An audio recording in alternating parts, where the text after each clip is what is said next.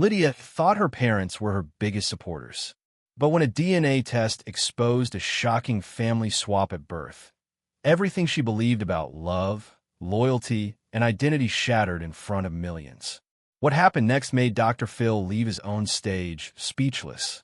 The room felt colder than usual. You could almost hear the silence between breaths. Lydia sat in the studio under the soft, glaring lights, a tissue crumpled in one hand and a half-open envelope in the other. She wasn't here to talk about a relationship or a marriage or some argument gone viral. She was here because her entire life, her blood, her roots, her name, had been called into question by a single piece of paper. Dr. Phill leaned forward, voice steady but heavy. "Lydia," he said, "I want you to tell everyone what you found out last week." Her throat tightened. She glanced toward her parents, sitting beside her, her mother gripping her cross necklace, her father staring at the floor. They looked like ghosts of the people who raised her. She opened her mouth, her voice trembling. "The DNA results, they said I'm not biologically related to either of my parents." Gasps rippled through the audience. The air seemed to thicken as the cameras panned across the faces of strangers who could feel her heartbreak without knowing her. Lydia looked down again, voice breaking. "I thought this test would just tell me where my ancestors came from. I never thought it would tell me I came from someone else's home." Dr. Phill nodded slowly. His tone softened. "I know this isn't easy, but you said there's more to it, something that happened after you got those results." Her mother's eyes filled with tears. Lydia hesitated, then nodded. "Yes. After I confronted them, we thought maybe it was an error. But then, the show reached out." Dr. Phil's eyebrows lifted slightly. "We did." The audience leaned forward.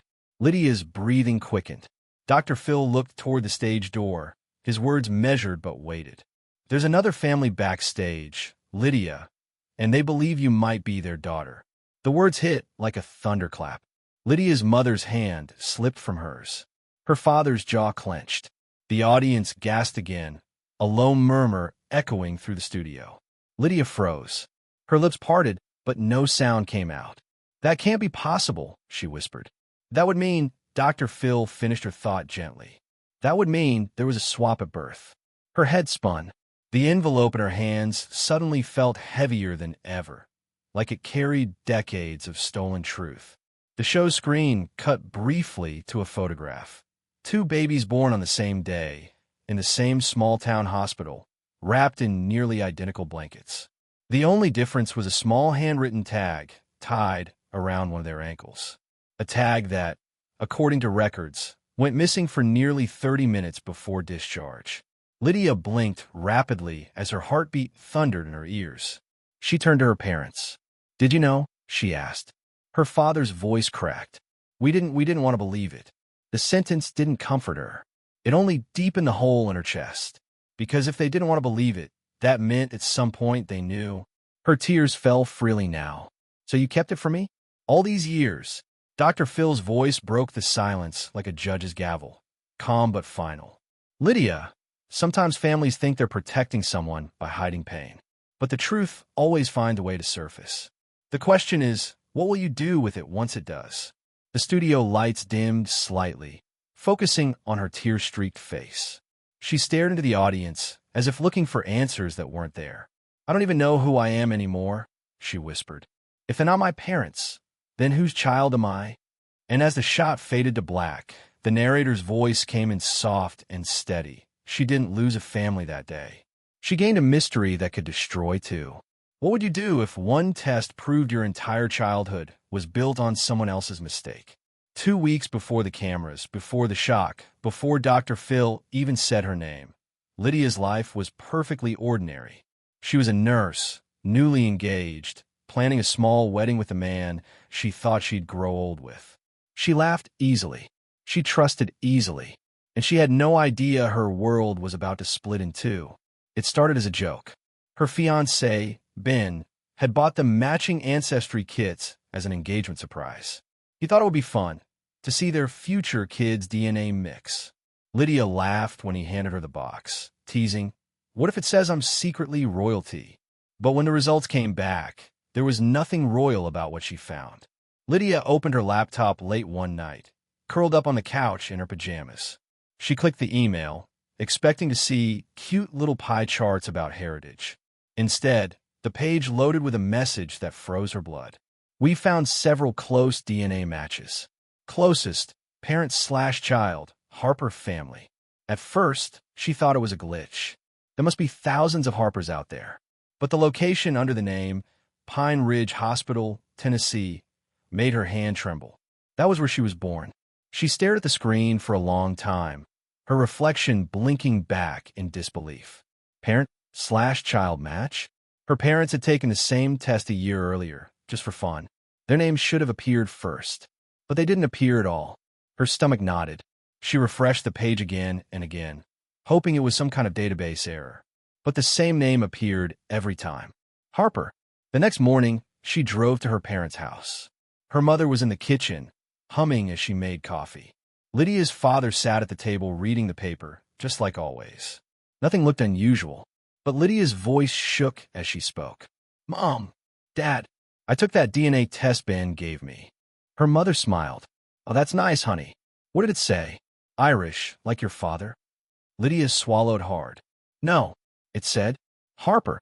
Her mother froze. The smile disappeared. Her father lowered the newspaper slowly. "What did you just say?" he asked quietly. "It matched me with someone named Harper. From Pine Ridge Hospital." For a moment, no one moved. The only sound was the faint drip of the coffee machine. Her mother's hands trembled. "There must be a mistake," she said too quickly. "Those things aren't always accurate." But Lydia had never seen her mother look that afraid before. Pale, fragile, like she'd seen a ghost. Later that night, Lydia found her mother sitting in the dark, holding an old photograph. "Mom," she whispered. Her mother looked up, eyes red. "You were born early. I remember they took you away for tests. There was chaos that night at the hospital. The power went out, but your bracelet had your name." Lydia frowned. "So you think they—" "I don't know," her mother interrupted.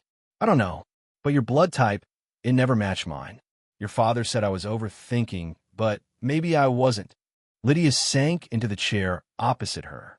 Her world suddenly felt like it was made of paper, fragile, one tear away from collapse. That night, she couldn't sleep. She kept replaying every childhood moment. Her father's proud smile, her mother's lullabies, wondering if they were real or borrowed. By morning, she'd made a decision. She logged back into the Ancestry site and sent a message to the Harpers. "Hi, my name is Lydia. I think there's been a mix-up." Hours passed. Nothing. Then, late that night, her phone buzzed with a reply. "Lydia, we've been searching for you for years. Please call us. We think there's been a mistake, a terrible one." Lydia's hand covered her mouth as she read it. Her heart pounded. On instinct, she clicked the attached photo, a picture of a young woman about her age. Brown hair, green eyes, a smile that felt eerily familiar. The caption read, "Emily Harper, born the same day as you, same hospital." Lydia's voice shook as she whispered to herself, "That can't be real." But deep down she knew. She could feel it, the pull of something undeniable. She didn't tell her parents, she'd replied. She didn't tell Ben either. She needed time to think. But time is cruel when truth is involved. It doesn't stop for your comfort. The next morning, another email arrived. This one was from a TV producer. "Lydia, we've heard your story. We'd like to invite you to share it and meet the other family on Dr. Phill." Her stomach dropped. It wasn't just a mix-up anymore. It was a story, one that the world wanted to see unfold. If you discovered your entire life was built on a mistake, would you chase the truth or protect the lie that raised you? Lydia didn't sleep the night before the meeting. Every time she closed her eyes, she saw two faces, her parents and the strangers waiting to meet her. What do you say to people who claim to share your blood when you already have a family? What if they're good people? Or worse, what if they're not? The drive to the studio felt endless. The producers had told her the Harpers were already there. She could feel her heart hammering harder the closer she got, like her body already knew what her mind wasn't ready to face. When she finally stepped inside the green room, the lights were too bright, the coffee too bitter, and every camera lens felt like a pair of eyes watching her unravel. Then, the door opened, and there they were. A man and woman in their late 50s, sitting side by side, holding hands. Their posture was stiff, but their eyes softened when they saw her. The woman, Margaret Harper, stood slowly, tears welling up before she even spoke. Lydia. Her voice cracked on the name. Lydia froze. It was the way her mother said her name when she was scared, soft, careful, almost sacred. Lydia nodded faintly. That's me. And then Margaret just hugged her. No warning, no permission, just raw instinct, like a mother trying to reclaim 28 lost years in one breath. Lydia didn't know whether to hug her back or pull away. She stood frozen, her arms halfway raised, until she felt Margaret's body shaking. That's when she realized this woman wasn't a stranger trying to claim her. She was a mother trying to remember her. Behind her, Mr. Harper, James, cleared his throat, his jaw tense. We're not here to make trouble, he said softly. We just needed to see you, to make sure you were real. Before Lydia could respond, another voice came from the doorway. She's real, it said, and she looks just like Mom. Lydia turned. Standing there was Emily Harper, the other daughter, the woman from a photo. Their eyes met, and it felt like looking into a funhouse mirror, familiar yet distorted. Emily's face was similar to hers, but sharper. Same green eyes, same dimple when she frowned, same faint scar on her chin, except Emily didn't get hers from falling off a bike. The room fell silent as they stared at each other. Finally, Emily broke it.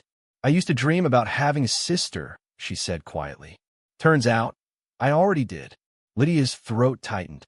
She tried to smile, but it came out broken. Yeah, looks like we both did. The producers invited everyone to sit. Dr. Phill wasn't there yet.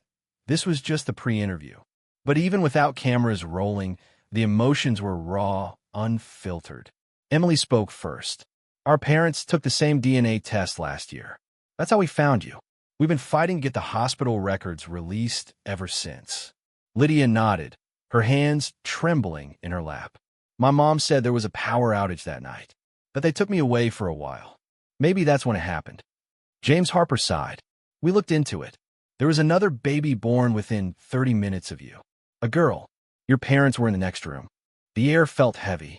Lydia's thoughts spun faster with every detail. The babies. The blackout. The wrong bracelet. She'd seen stories like this on TV before. Tragic, but distant. She never imagined she'd be the story. Then came the words that sliced through the room. Emily leaned forward, voice trembling but pointed. Your parents knew something was wrong. Lydia's head snapped up. What? They did, Emily insisted. The hospital tried to reach them when the error first surfaced years later. They never returned the calls. Lydia's pulse spiked. That's not true, she said, shaking her head. They would have told me. James Harper glanced at his wife, then back at Lydia. We don't want to believe it either. But we have documentation, hospital notes, timestamps. Someone from your family was notified. The producer cut in softly. We'll confirm those details during the show. Lydia's stomach twisted. She didn't want to wait until the show. She wanted truth now, all of it. But fear crawled up her throat. What if the truth hurt more than the lie? Emily reached out hesitantly. I'm not trying to take your life away, Lydia. I just need to understand mine. For the first time, Lydia looked at her. Really looked. The way she sat upright, but nervous. The way she twisted her ring the same way Lydia did when she was anxious. It wasn't just resemblance. It was something deeper. The kind of mirror you can't unsee. I don't hate you, Lydia whispered. I just don't know where to put you. Emily nodded, tears falling. Me neither. Just then, the door opened. Dr. Phil's assistant poked her head in. It's time. Everyone stood. Lydia's knees wobbled. Her mother, the one who raised her, was somewhere backstage, waiting to face these people too. As they walked toward the stage lights, Lydia glanced back at Emily. For a moment, she saw not a rival or replacement, but a version of herself that could have existed in another life. The narrator's voice faded in as the shot widened to the audience. Two families. Two daughters. One mistake that rewrote everything. But what Lydia didn't know was that this reunion would uncover a truth even darker than the swap itself. If the life you lived was borrowed, could you ever truly give it back? The stage lights felt blinding. They were the kind of lights that stripped away every mask, every lie, every bit of safety someone could hide behind. Lydia sat on one side of the stage with her parents, while across from them sat the Harpers, the people her DNA insisted were her real family. The energy in the room was electric. The audience didn't dare whisper. Even the crew looked uneasy. They all knew this wasn't just another talk show taping.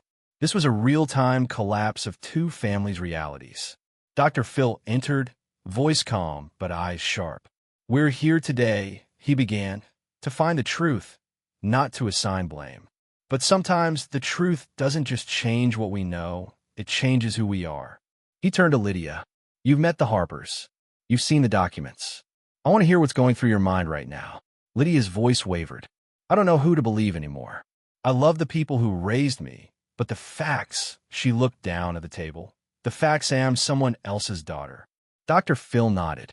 "And you, Mr. and Mrs. Turner," he said, addressing her parents, "when Lydia brought you this information, what went through your minds?" Her mother's lips quivered. "Shock. Fear. I didn't want it to be true. I couldn't lose her. Not after everything." Dr. Phill leaned forward slightly. "Everything." She hesitated. Her husband squeezed her hand, but she pulled it away. Her eyes darted toward him, then to the Harpers, then to Lydia. "There's something I need to say." The audience leaned forward. Even Dr. Phil's expression changed, cautious, expectant. Her mother's voice broke. "Years ago, the hospital called. They said there might have been an error with the baby's wristbands. I told your father, but Dr. Phill interrupted gently. Hold on. You're saying the hospital contacted you about a possible baby swap?" She nodded weakly. "Yes, but your father, he told me not to say anything. He said those tests were unreliable, that it was probably just a mix-up, and I wanted to believe him." Lydia's father stiffened, his jaw tightening. "That's not how it happened," he muttered. Dr. Phil's tone sharpened slightly. "Then tell us how it did happen, sir." Her father exhaled through his nose, shoulders tense. "Yes, they called, but they didn't sound sure. We'd already bonded with her.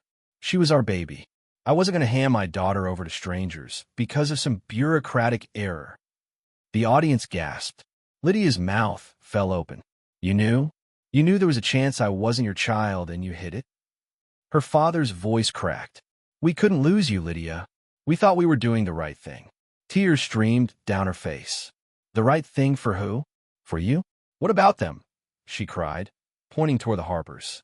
"What about me?" Emily Harper spoke up, voice shaking. "You stole her from us."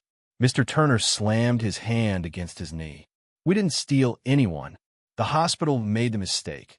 We just refused to make it worse." Dr. Phill stood then, his tone firm but not angry, disappointed. "Sir, with all due respect, not making it worse would have meant facing the truth, not burying it." The tension cracked like thunder. Cameras zoomed in on Lydia's face, red, tear-streaked, disbelief hardening into heartbreak.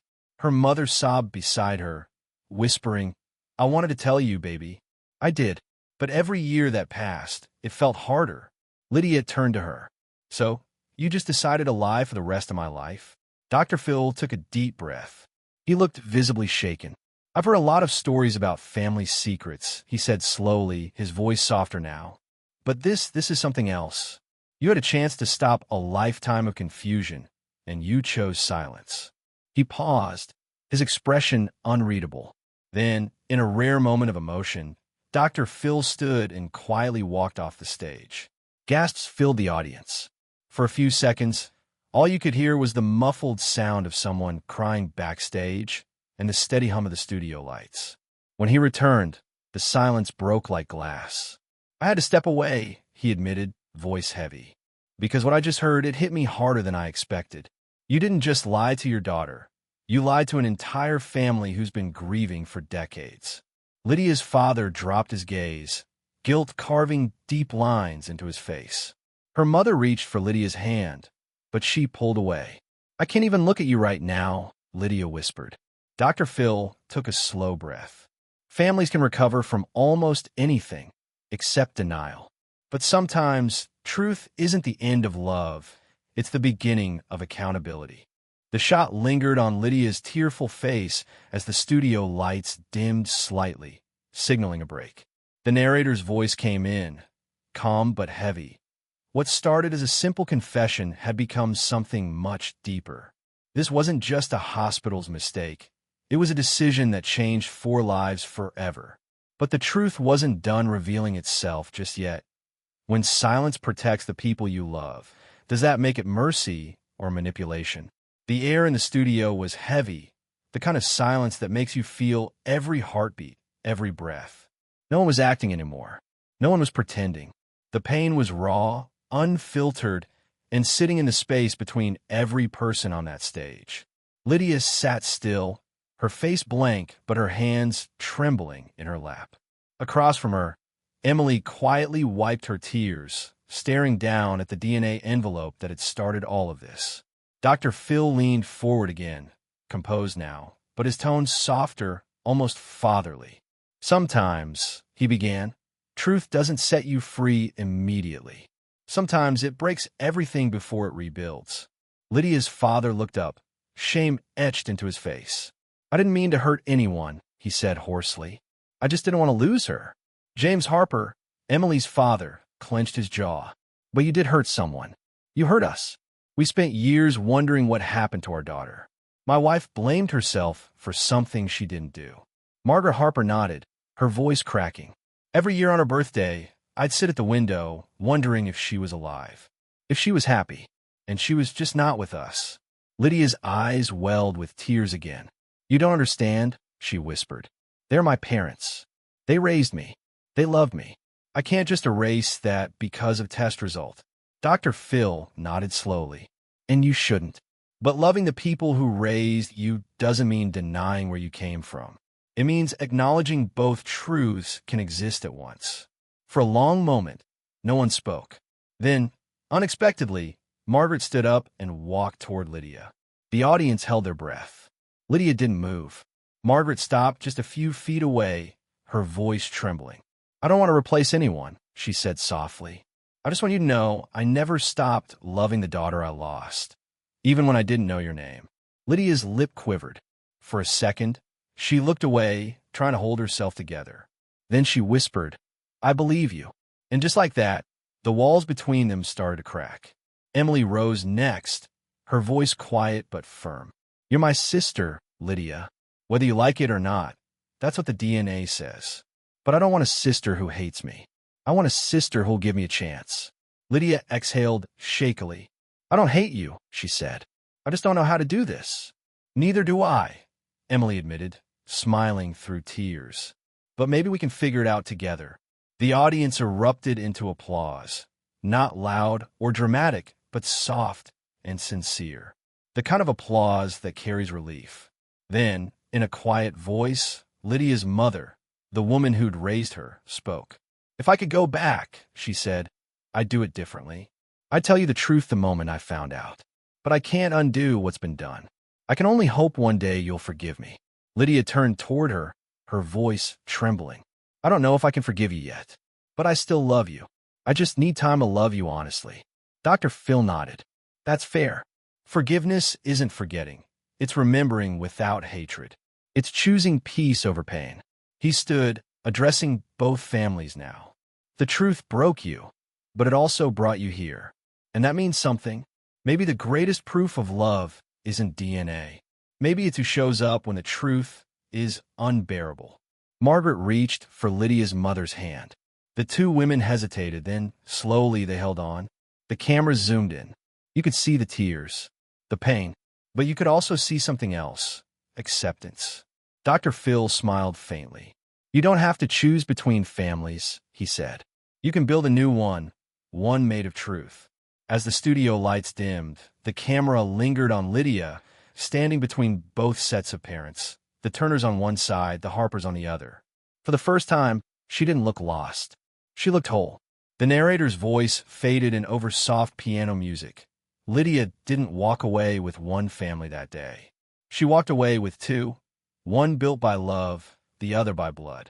But both taught her that truth isn't meant to destroy what we are. It's meant to remind us who we've always been. Dr. Phill looked into the camera, his tone sincere, almost breaking the fourth wall. Family isn't just about where you come from. It's about who stays when the truth comes out. And sometimes, that's the only DNA that really matters. The studio audience rose in a quiet, standing ovation. Lydia turned, hugging Emily, then her mothers, one by one. The credits began to roll, fading out on a single line, spoken softly in the background. The truth didn't take her family away. It gave her a new one. Reflective question. Would you rather live your whole life in a beautiful lie, or face a truth that hurts but finally sets you free? Some stories don't end with winners or villains. They end with people brave enough to face what's real. If this story moved you, share it with someone who believes in forgiveness. And if you've ever uncovered a truth that changed your life, tell us your story below. Because sometimes, your truth might be the key to someone else's healing.